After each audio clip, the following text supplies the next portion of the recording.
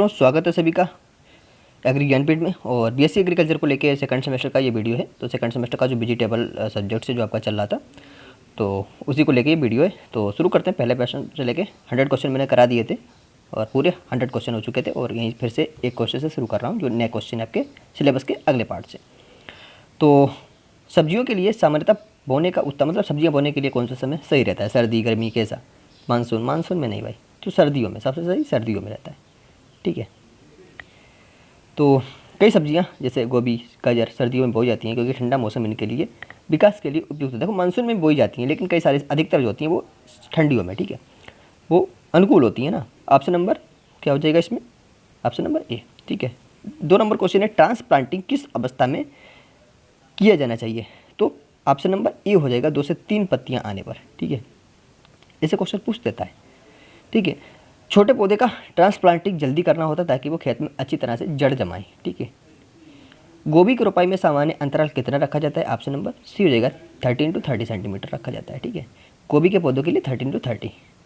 आलू की खेती में कौन सा उर्वरक सबसे अधिक जरूरी होता है? तो पोटास। सर्वाधिक पोटास की आवश्यकता किसमें? आलू में, पोटैटो में। ठीक है। सब्जियों में सिंचाई का सबसे उपयुक्त तरीका कौन सा है? सबसे उपयुक्त तरीका होता है ऑप्शन नंबर बी हो जाता है drip irrigation. Option number B, drip. ठीक है। खरपतवार नियंत्रण के लिए सबसे कारगर विधि क्या है? ऑप्शन नंबर हो जाएगा बी, रासायनिक निराई। रासायनिक निराई से तेजी और प्रभावी तरीके से खरपतवार नियंत्रण होते हैं। ठीक है। टमाटर की फसल में कटाई कब करनी चाहिए? ऑप्शन नंबर हो जाएगा सी, फल के पकने पर टमाटर में कटाई कर लो भाई। फल पकने के बाद कटाई से फल का स्वाद और गुणवत्ता बेहतर होती है। सब्जियों के भंडारण के लिए सबसे अच्छा तापमान क्या होना चाहिए? ऑप्शन नंबर ए हो जाएगा 0 से 4 डिग्री सेल्सियस सबसे अच्छा तापमान। सबसे अच्छा तापमान ऑप्शन नंबर ए 0 से 4 डिग्री सेल्सियस है मित्रों। 9 नंबर क्वेश्चन है। देखो, कम तापमान पर सब्जियां लंबे समय तक ताज़ा रहती हैं। कितने? कम समय पर। तो ज़्यादा टेम्परेचर पर तो हालात ख़राब हो जाएगी ना। सब्जियों में फलों का काला पड़ जाना किस शारीरिक विकार से होता है? तो ऑप्शन नंबर बी, काला पड़ जाना पोटास की कमी। ठीक है। पोटास की कमी से क्या होता है? फल का रंग कैसा पड़ जाता है? ब्लैक हो जाता है। और क्वालिटी भाई, ब्लैक हो जाएगा तो क्वालिटी पर प्रभाव तो पड़ेगा भाई। मिर्च की फसल में बीज उत्पादन के लिए क्या आवश्यक होता है? ऑप्शन नंबर सी हो जाएगा। मिर्च के लिए परागण के लिए दूरी आवश्यक होता है। दूरी आवश्यक होता है परागण के लिए। ठीक है। तो बीज उत्पादन के लिए पौधों के बीच उचित दूरी रहना चाहिए ताकि परागण हो सके। ठीक है। अब ऐसा नहीं आपस में है बिल्कुल परागण ही नहीं इच्छा हो पा रहा है। ठीक है। 11 नंबर क्वेश्चन है, सब्जियों की बुवाई के लिए सबसे सही समय कैसे तय करते हैं? ऑप्शन नंबर हो जाएगा ए, मौसम के अनुसार। मौसम के अनुसार। ठीक है। तो मौसम के अनुसार सही समय पर बुवाई फसल की पैदावार और पैदावार के लिए जरूरी होता है। ठीक है। 12 नंबर है, ट्रांसप्लांटिंग में पौधों की कितनी गहराई होनी चाहिए? ऑप्शन नंबर हो जाएगा सी, मिट्टी के सतह के बराबर होनी चाहिए। मिट्टी की सतह के बराबर होना चाहिए। पौधों की जड़ मिट्टी में और तना सतह के बराबर होना चाहिए ताकि वह जल्दी बढ़ सके। ठीक है। सब्जियों में रोपाई के लिए किस दूरी को प्राथमिकता दी जाती है? ऑप्शन नंबर हो जाएगा सी, फसल के अनुसार। अगला है, तो फसल के अनुसार सही दूरी देना, जिससे गोभी 30 इंटू 30 सेंटीमीटर गोभी की बताया है। ठीक है, उदाहरण दे दिया है। आलू की फसल में फास्फोरस की मात्रा कितनी होनी चाहिए? ऑप्शन नंबर हो जाएगा सी, अधिक होना चाहिए। ठीक है, आलू में फास्फोरस मात्रा अधिक होनी चाहिए। ठीक है, क्यों? क्योंकि भाई आलू के लिए क्या होता है, जो ट्यूबर है, ट्यूबर के डेवलपमेंट के लिए फास्फोरस थोड़ा ज़्यादा चाहिए होता है। ठीक है। सब्जियों में सिंचाई का सबसे उपयुक्त समय कब होता है? ऑप्शन नंबर ए हो जाता है सुबह। बहुत सुबह जल्दी सुबह सिंचाई कर दो सब्जियों में। ठीक है। तो सुबह सिंचाई से पौधों को क्या होता है? ज़्यादा फायदा होता है और पानी का व्यर्थ कम होता है। भाई पानी कम व्यर्थ जाएगा, इतना ज़्यादा एवापोरेशन वगैरह नहीं होता है। ठीक है। बीट कंट्रोल यानी खरपतवार नियंत्रण के लिए सबसे प्रभावी तरीका है रासायनिक निराई। रासायनिक निराई बोला है। ठीक है, रासायनिक निराई। ठीक है। टमाटर की कटाई किस अवस्था में करना चाहिए? भाई फल पकने पर। फल पकने पर। कुछ लोग आजकल अर्ध कच्ची अवस्था में ही काट लेते हैं, लेकिन उसकी गुणवत्ता खराब हो जाती है। ठीक है। पकने पर टमाटर की कटाई स्वाद और गुणवत्ता के लिए जरूरी होता है। लोग इसलिए कच्चा टमाटर काट लेते हैं कि भाई पक जाएगा, धीरे धीरे रखे रखे, लेकिन ऐसा कुछ होता नहीं है ज़्यादा। ठीक है। सब्जियों के भंडारण के लिए आदर्श टेम्परेचर क्या होना चाहिए? 0 से 4 डिग्री सेल्सियस बता चुका हूँ। जो क्वेश्चन रिपीट होते हैं उनको घबराएं मत, वो आपके जहन में बसते जा रहे हैं, बहुत इंपॉर्टेंट है। फल झड़ने का सबसे बड़ा कारण है जल तनाव, वाटर स्ट्रेस। ठीक है भाई, आप पानी नहीं लगाओगे, पानी नहीं दोगे, डालोगे नहीं पानी, तो फल अपने आप गिरेंगे ना। पानी की कमी से भाई, पानी की कमी से पौधे में, जब हो इतने टाइम आम का सीजन है, अब तो निकलने मतलब जब आम शुरुआत होता है, तब अगर पानी नहीं दोगे तो आम छोटे छोटे होकर गिर जाते हैं ना।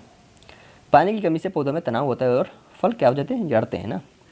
धनिया की बीज उत्पादन के लिए सबसे जरूरी क्या है? ऑप्शन नंबर हो जाएगा बी, अच्छे परागण के लिए पौधों की दूरी। ठीक है। तो बीज उत्पादन के लिए पौधों के बीज की उचित दूरी परागण के लिए बहुत जरूरी होती है, ये जरूर ध्यान रखना है। आलू की बुवाई के लिए सबसे उचित टेम्परेचर क्या होना चाहिए? ऑप्शन नंबर हो जाएगा बी, 20 से 25 डिग्री सेल्सियस आलू के अंकुरण के विकास के लिए यह सबसे उपयुक्त तापमान होता है। टमाटर के पौधों के लिए सिंचाई की आवृत्ति क्या होनी चाहिए? हर 2-3 दिन। ठीक है, हर 2-3 दिन। तो संतुलित पानी देना टमाटर की अच्छी पैदावार के लिए मित्रों बहुत जरूरी होता है। ठीक है, 23 नंबर क्वेश्चन है, हल्दी की खेती सबसे ज़्यादा आवश्यक कौन सा, हल्दी की खेती में सबसे ज़्यादा आवश्यक पोषक तत्व कौन सा है? तो पोटास हल्दी में। तो पोटास हल्दी के विकास और गुणवत्ता के लिए काफ़ी अहम भूमिका निभाता है। ट्रांसप्लांटिंग के बाद पौधों को कितनी बार सिंचाई देना चाहिए? तो 2 से 3 बार। Option number B. तो ट्रांसप्लांटिंग के बाद नमी बनाए रखना ऑप्शन होता है, मतलब अच्छा रहता है। तो 2 से 3 दिन में एक बार जरूर देना चाहिए। सब्जी फसलों में खरपतवार नियंत्रण के लिए रासायनिक निराई कब करना चाहिए? ऑप्शन नंबर ए हो जाएगा बुवाई के तुरंत बाद मित्रों, बुवाई के तुरंत बाद। ठीक है, अगला है 26 नंबर, मिर्च की फसल में कटाई किस अवस्था में की जाती है? ऑप्शन नंबर हो जाएगा डी, फलों के पकने पर, यानी पकने पर ही मिर्च कटाई के लिए काफ़ी उपयुक्त रहती है। ठीक है, सब्जियों के भंडारण में नमी का स्तर कितना होना चाहिए? ऑप्शन नंबर ए हो जाएगा 40 से 50%। नियंत्रित नमी से सब्जियां लंबे समय तक ठीक रहती हैं। ठीक है, आलू की फसल में बीज उत्पादन के लिए कौन सा कारक महत्वपूर्ण होता है? ऑप्शन नंबर ए हो जाएगा पौधों के बीच की दूरी। ठीक है, अगला है, टमाटर की फसल में रोग नियंत्रण के लिए कौन सी विधि उपयुक्त है? तो दोनों, मतलब जैविक और रासायनिक दोनों। तो रोग नियंत्रण में जैविक और रासायनिक दोनों विधियाँ काफ़ी कारगर मानी जाती हैं। सब्जी फसलों में पौधों की वृद्धि में बाधा डालने वाला शारीरिक विकार कौन सा है? तो ऑप्शन नंबर हो जाएगा सी, नमी की कमी। नमी की कमी से पौधों में वृद्धि प्रभावित होती है मित्रों। अगला है ऑप्शन नंबर है इसका सी। 31 नंबर क्वेश्चन आ जाता है 31, मिर्च की खेती में के लिए सबसे अच्छा बीज बोने का तरीका क्या है? नर्सरी में बीज बो दो भाई, मिर्च की खेती के लिए नर्सरी में बीज बो दो। ठीक है, अगला है, 1 सेकंड भाई, क्या हो रहा है, 1 सेकंड। ठीक है, सब्जी फसलों के लिए उर्वरक की सही मात्रा कैसे निर्धारित की जाती है? ऑप्शन नंबर ए हो जाएगा खेत की मिट्टी जांच से। ट्रांसप्लांटिंग के बाद पौधों को छायादार रखना क्यों आवश्यक होता है मित्रों? ऑप्शन नंबर ए हो जाएगा तेज धूप से बचने के लिए। ठीक है, अगला है, आलू की फसल में कटाई के बाद किस प्रकार भंडारण करना चाहिए? ऑप्शन नंबर ए हो जाएगा सूखा और ठंडा स्थान। ठीक है, अगला, सब्जियों में फल झड़ने के मुख्य कारण होते हैं? ऑप्शन नंबर ए जल तनाव बता चुका हूँ, और पोषक तत्व की कमी भी। पानी और पोषण की कमी से फल क्या होते हैं? झड़ते हैं ना। खरपतवार नियंत्रण के लिए फसल चक्रीकरण का क्या महत्व होता है? ऑप्शन नंबर हो जाएगा बी, खरपतवार की वृद्धि को कम करता है मित्रों। ठीक है, अगला है, सब्जी फसलों के लिए कौन सा सिंचाई तरीका सबसे पानी बचाने वाला होता है? तो ऑप्शन नंबर बी हो जाएगा ड्रिप इरीगेशन, जाहिर सी बात है। ठीक है, अगला है, ट्रांसप्लांटिंग से पहले नर्सरी में पौधों की देखभाल कैसे करनी चाहिए? ऑप्शन नंबर हो जाएगा डी, नियमित सिंचाई, कीट नियंत्रण, पौधों को छायादार बनाना, यानी तीनों। ठीक है, मिर्च फसल में बीज उत्पादन के लिए उचित देरी क्या होनी चाहिए? ऑप्शन नंबर हो जाएगा सी, 50 × 50 सेंटीमीटर। ठीक है, आलू में जल प्रबंधन का सबसे अच्छा तरीका क्या होता है? ऑप्शन नंबर हो जाएगा मित्रों सी, साप्ताहिक सिंचाई कर दो भाई। ठीक है, अगला है, टमाटर की फसल में फल सड़ने का प्रमुख कारण क्या होता है? ऑप्शन नंबर हो जाएगा सी, फंगल संक्रमण होता है, फंगल संक्रमण। सब्जियों की खेती में मिट्टी का पीएच सीमा क्या होनी चाहिए? ऑप्शन नंबर हो जाएगा बी, 6 से 7 पीएच, 6 से 7.5 भी हो जाएगा। ठीक है, तटस्थ या हल्का अम्लीय पीएच सबसे अच्छा होता है, यानी न्यूट्रल होना चाहिए। कैसा होना चाहिए? न्यूट्रल होना चाहिए। ठीक है, अगला है 43, मिर्च की फसल में पोटास की आवश्यकता कब सबसे अधिक होती है? ऑप्शन नंबर हो जाएगा सी, कब सबसे अधिक होती है? फल बनने के समय सबसे अधिक होती है। ठीक है, ट्रांसप्लांटिंग के बाद मिट्टी को कैसे ढकना चाहिए? ऑप्शन नंबर सी, मल्चिंग करो, मल्चिंग करना चाहिए भाई। अगला है, मल्चिंग से नमी बनी रहती है, खरपतवार कम होते हैं ना। सब्जी फसलों के लिए सबसे उपयुक्त उर्वरक अनुपात कौन सा होता है? ऑप्शन नंबर ए हो जाएगा एनपीके का संतुलन, नाइट्रोजन, फास्फोरस, पोटेशियम। मिर्च की फसल में कीट नियंत्रण के लिए कौन सी विधि सबसे कारगर है? चाहे जैविक, रासायनिक, फसल चक्रीकरण, ये तीन हो जाएंगे। आलू की फसल में फास्फोरस की भूमिका क्या होती है? ऑप्शन नंबर ट्यूबर, आलू में फास्फोरस ट्यूबर। ठीक है, फास्फोरस ट्यूबर विकास के लिए सबसे जरूरी होता है मित्रों। टमाटर की फसल में सिंचाई की कमी मतलब कब महसूस होती है? तो ऑप्शन नंबर बी, जब फल झड़ने लगते हैं, पानी की कमी से पौधा तनाव में आ जाता है, वाटर स्ट्रेस। सब्जियों में फसल चक्रण का उद्देश्य क्या होता है? ऑप्शन नंबर डी हो जाएगा मिट्टी उर्वरता बढ़ाना, खरपतवार कंट्रोल, कीट प्रबंधन, तीनों।